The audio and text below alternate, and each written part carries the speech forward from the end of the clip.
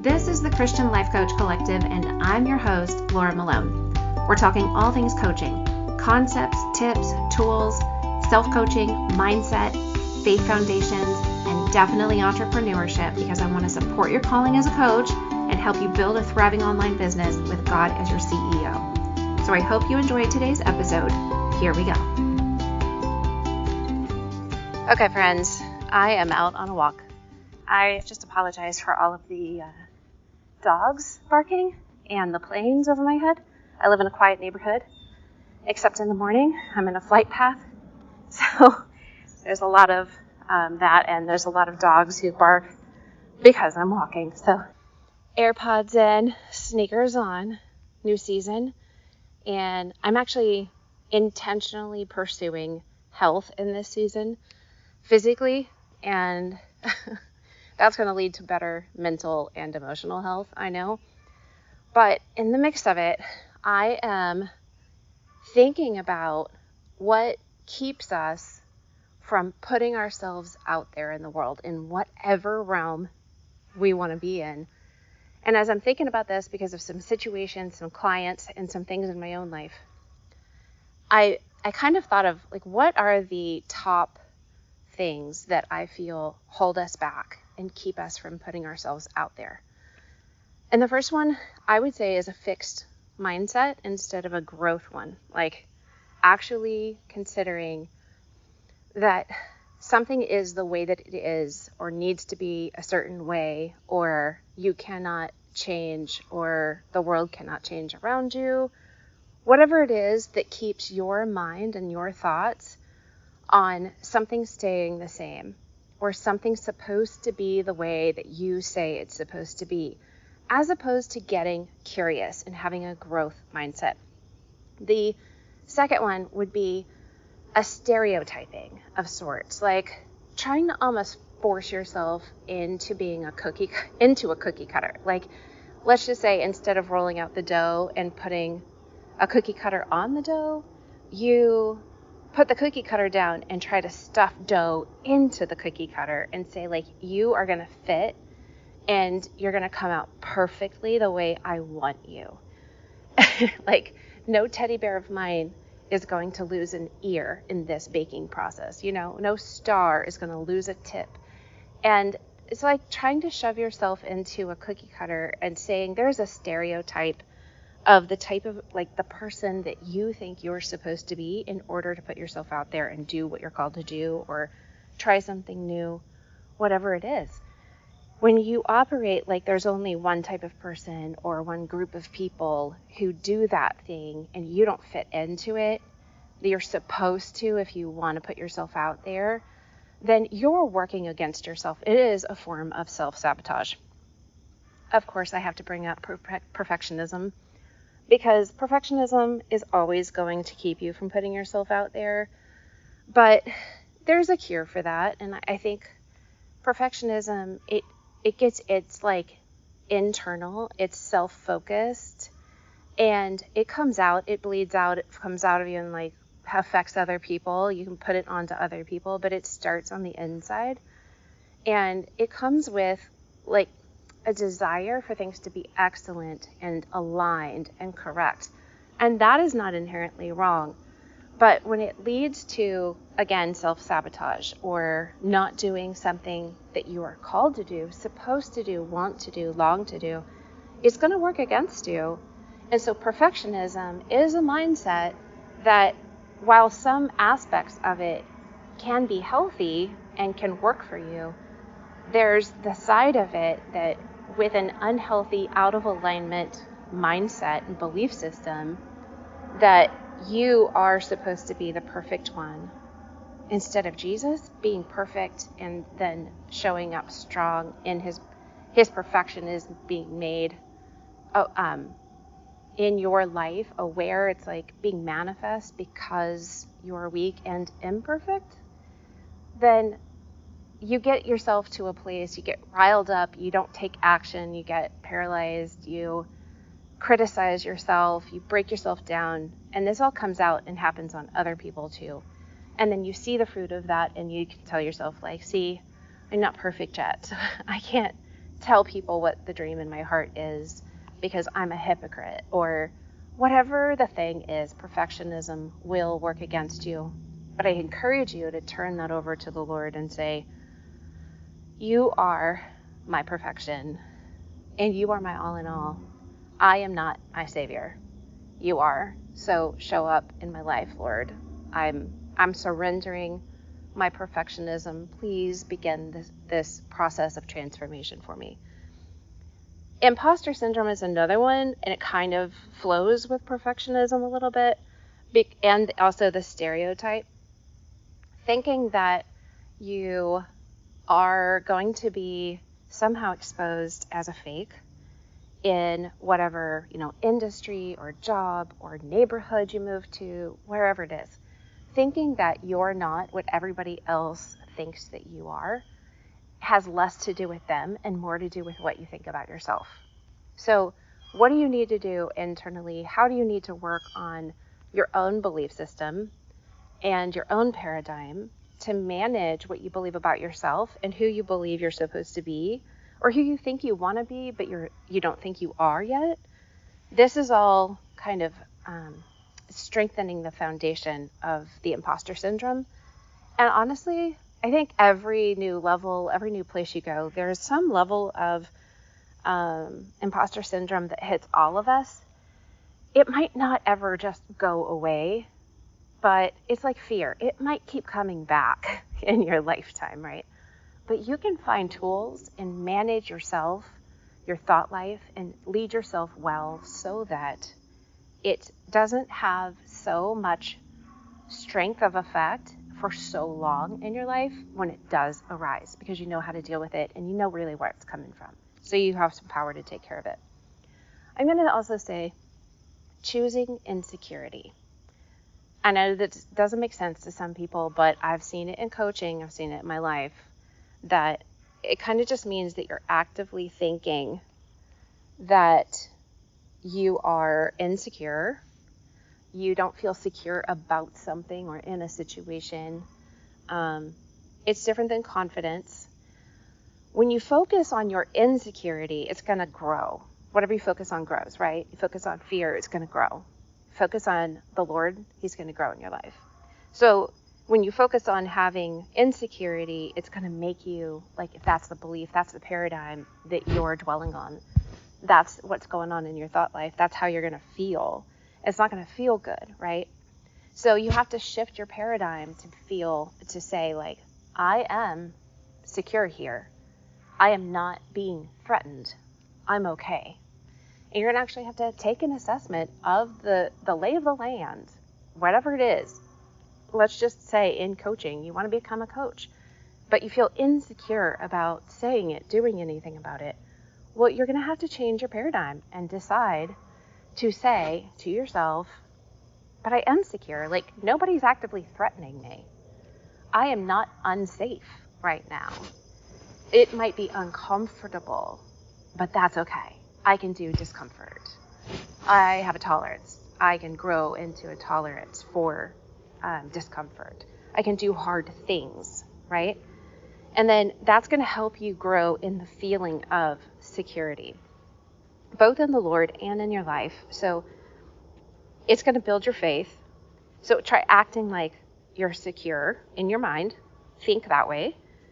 And, if you're just feeling insecure, you might just be focusing too much on it and giving it too much attention.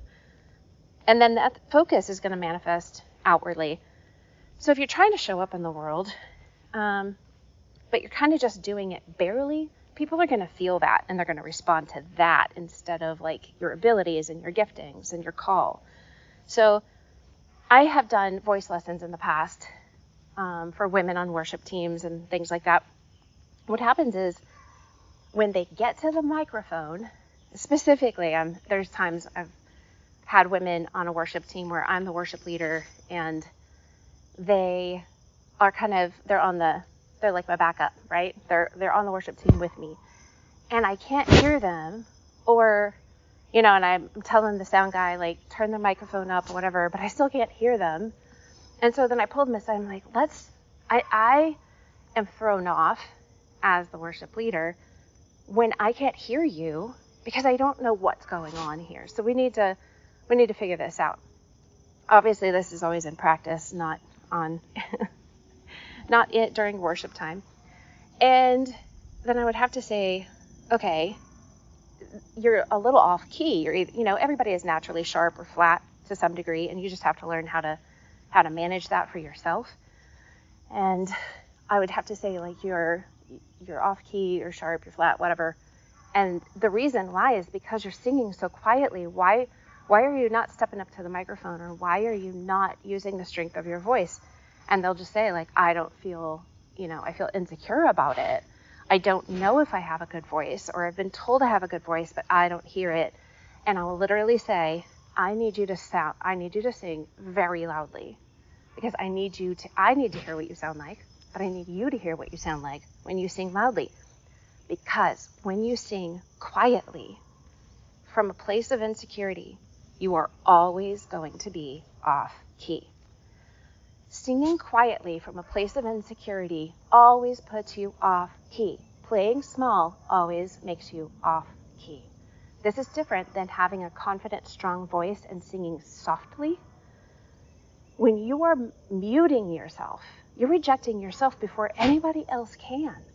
Not stepping up to the microphone, not singing loudly, it's actually a form of rejection of yourself that you think protects you from being rejected by other people.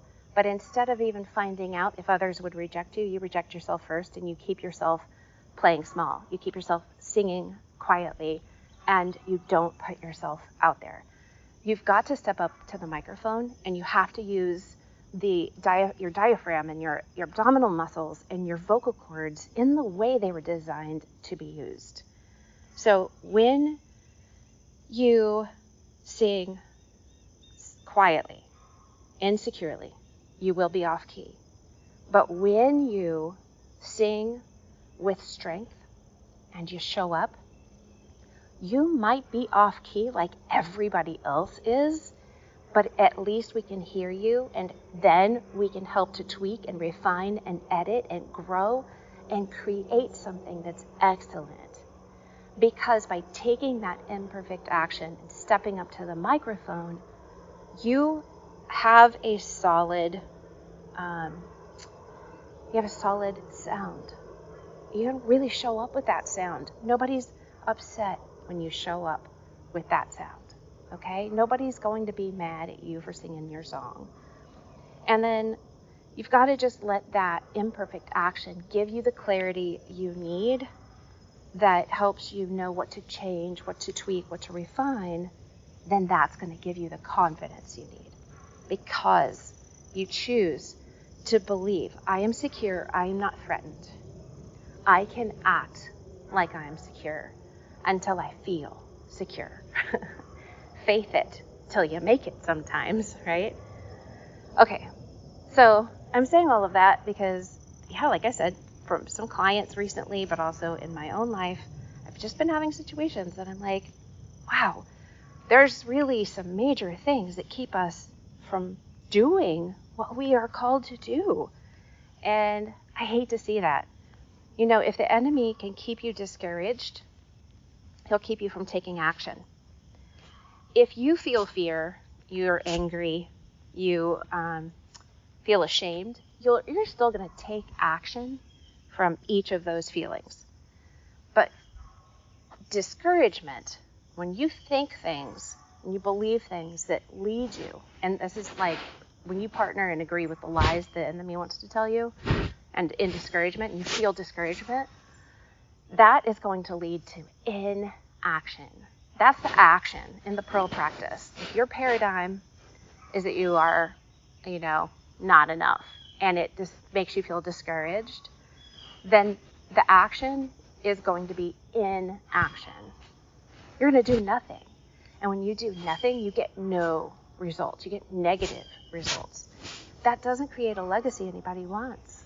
So if the enemy, it's like his favorite tool, if he can keep you doing nothing, if he can keep you playing small and not putting yourself out there because you're discouraged, then he's like that roaring lion that's running around trying to lie, kill, steal, devour you. Like, he's winning. And you don't want this, right? You don't want this. So if you are not putting yourself out there as a coach, like you think you might want to be one, I'm telling you that the Niche Clarity course is awesome. It's a great, easy way to take imperfect action, jump in there, find your voice, dig for the gold, and see how what is already inside of your life story, your experiences, your heart, your head, your mind, like, if you can determine some of that, you'll see that there's something inside of you that the Lord is calling you to share with the world in one way or another. So jump into the Niche Clarity course so you can find out what it is you have to say and then who you can help as a coach. It's foundational. It's going to help you see what's inside of you. And honestly, I discovered this as a homeschooler. So instead of thinking, oh, my kids are the same and they need to all learn the exact same thing in school, I realized I needed to go become a treasure hunter in my kids and find the gems and the gold that's already inside of each one of them and then polish what was already shining. So the Niche Clarity course is a way to do that as an adult. And if nobody's ever helped you ask the right questions to see what's already inside of you that, the world needs, this is it. Even if you're just trying to like start a business, ministry, a nonprofit, and not be a coach, this course can really help you discover who and what you're called to. And it's about the calling on your life and getting clarity about the message within you that you're called to share with the world, whether it's service-based work like coaching, leading, pastoring, or helping people in some way, or even if you want to create like a product-based business, the Niche Clarity course can help you find what is already in you that's just waiting to be created externally in the world. So yes, it's designed specifically for coaches, but it's really valuable for anybody. And I would love for my kids to go through it at some point when they are choosing to do it instead of because mom told them, right? So I invite you to do that. And then once you do that, if you are called to coach, you're going to be able to sign up for the Called to Coach course, which is where I help you start your coaching business online. Get everything laid out, just all the foundational, none of the fluff, everything you need to actually get clients, put yourself out there and make money as a coach and impact the world. So bless you guys. Put yourself out there, sing loud, step up to the mic, and let the world hear your song, okay? I hope that you loved this episode and you feel challenged, inspired, and encouraged. If you're a coach or you want to be one, jump into the Christian Life Coach Collective Facebook group so we can connect over there. And to work with me, grab the links in the show notes to get quick clarity about your calling as a coach and entrepreneur, as well as how to get trained as a coach with Sterling & Stone and start your own business. Bless you, friend.